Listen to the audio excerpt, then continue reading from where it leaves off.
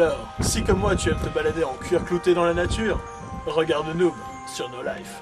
Alors, meilleur souvenir, ouais, c'est un peu tout à chaque fois. C'est vrai qu'on peut pas te dire meilleur parce qu'on rigole tout le temps. Il y a des circonstances vraiment à chaque fois où on se marre vraiment. Bon, là où on s'était vraiment marré, on a vraiment eu du mal, c'est quand on a tourné les petites scénettes pour la soirée Noob. En fait, il y a les petites séquences et tout ça, spécial 18+, tout de suite. Et en fait, Anne-Laure, elle arrivait pas à dire Elle n'arrivait pas à dire la phrase et Julien il articulait pas et en fait ça donnait n'importe quoi et on n'arrêtait pas de rire, c'était pas sérieux. Et Rodolphe à un moment il a voulu faire une cascade où il a sauté et il nous a fait un développé couché par terre, il s'est vautré et voilà. Alors c'était la seule prise qu'on avait réussi à avoir de vol. C'est ça, mais voilà.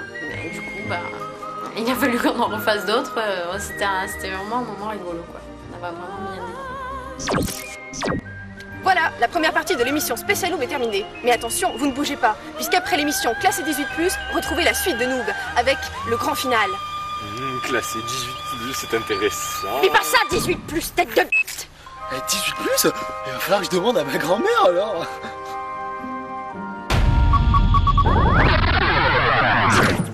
Alors je vais faire simple, je pense que je vais citer le tournage que j'ai le plus aimé et celui que j'ai le plus détesté. Donc alors pour le tournage que j'ai le plus aimé, c'est très simple, je pense que mes camarades vont sûrement citer le même, après je peux me tromper.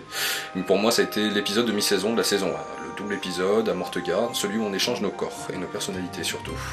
Et je pense que l'expérience de jouer Sparadrap, ce petit bonhomme mythique, cette boule d'énergie, c'est vraiment quelque chose quoi. Parce que c'est très agréable, c'est très frais et c'est à 2000 de ce qu'on joue en temps normal où nous on doit rester sérieux. Là tu peux faire les pires conneries, les pires mimiques, t'es sûr que ça va faire mouche, c'est vraiment très rigolo et c'est vraiment... Non, j'ai pris beaucoup de plaisir à jouer le personnage de Fred.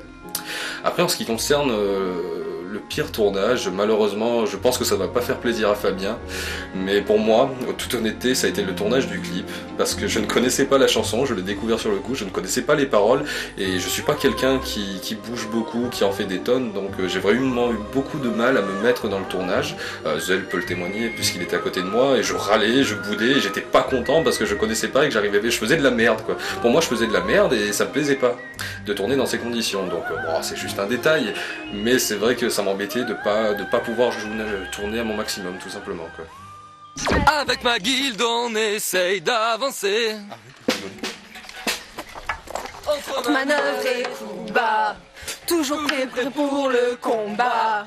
Le niveau 100, on y arrivera. Je suis un nous. Je joue au MMORPG. Le pire souvenir, c'est d'ordre général, c'est les conditions quand le temps ne s'y prête pas, c'est-à-dire quand il fait chaud, spécialement, quand il fait très chaud, c'est se manger la côte de maille avec tout le truc, ça c'est hyper désagréable, vraiment hyper désagréable. Je pense notamment à l'épisode où on a tourné avec tous les figurants, les 200 personnes. Moi j'étais pas bien du tout, il faisait chaud, je suis arrivée sur le tournage, j'étais malade, donc voilà, j'étais un peu dans le pâté, donc déjà tous les gens ah c'est Golgotha, les gens ont le regard braqué sur toi et t'es là, ah, je suis malade, je fais la bise à personne. Donc ça, et puis après tourner en plus avec la chaleur, c'est fatigant quoi.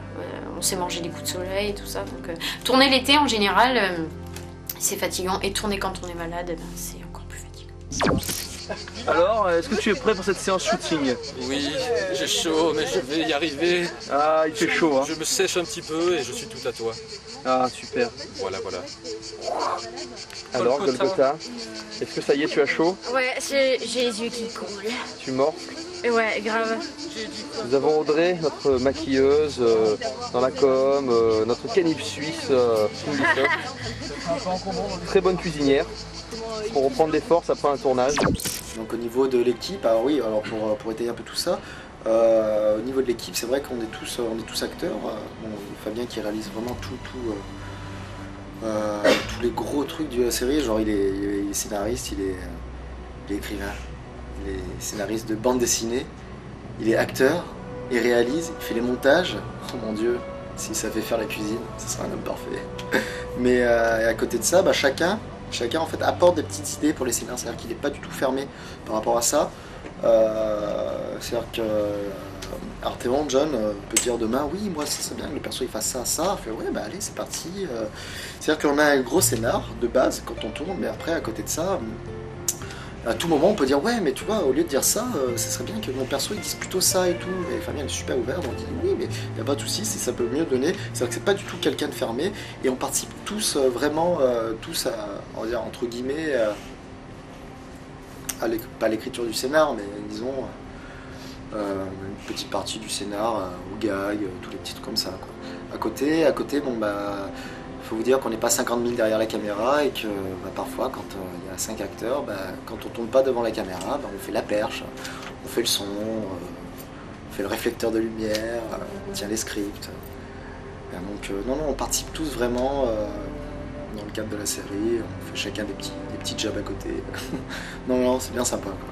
Alors je pense que clairement ce qui nous permettrait dans un premier temps de nous améliorer, ça serait un budget, des moyens, ne serait-ce que pour tout ce qui est technique, pour ne pas avoir le souci de se dire bon, est-ce qu'on va pouvoir tourner ce week-end parce qu'il y en a un tel qui ne peut pas tourner parce qu'il travaille, etc. Donc ne pas être pris par des impératifs de temps déjà. Pouvoir consacrer pleinement notre emploi du temps à la série, que ce soit apprendre les textes en avance, oui parce que ça nous le faisons en général sur le tas, donc ça peut s'en ressentir ne serait-ce que pour le jeu d'acteur. On est limité aussi par les lieux de tournage, tout ça, parce qu'on n'a pas toujours ce qu'on veut, ce qu'on peut, quand on veut, on peut pas se permettre de faire n'importe quoi, sachant qu'on n'a pas tout simplement pas le budget pour.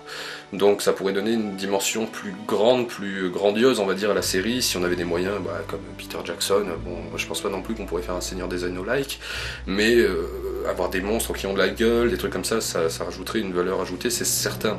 Après, dans un deuxième temps, je dirais que ce qui serait bien, c'est que si on avait les moyens, donc du temps aussi pour le faire, ça serait prendre des cours d'acteurs tout simplement, avoir du temps consacré pour tout ça, pour améliorer notre jeu. Je pense que c'est ça surtout qui améliorerait la série, quoi.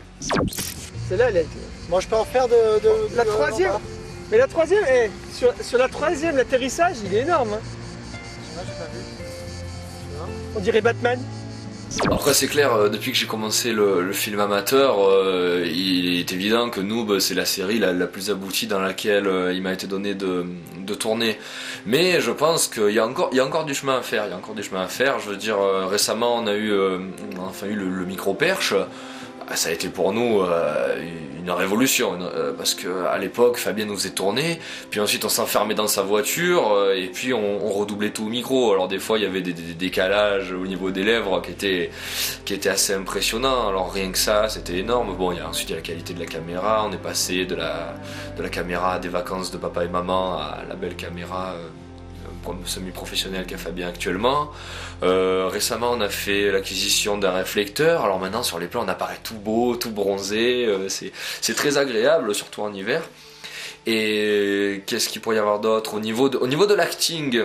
Alors bien que nous ayons fait des progrès par rapport à nos débuts d'acteurs, il y a quand même un chemin qui est très très long à faire, et je pense qu'un directeur artistique ne serait pas de luxe dans cette série. Frédéric Gostin, si tu nous regardes, voilà, le message est passé.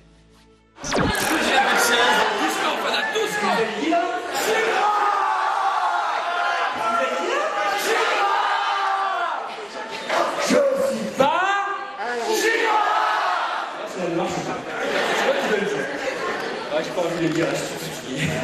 Chinois!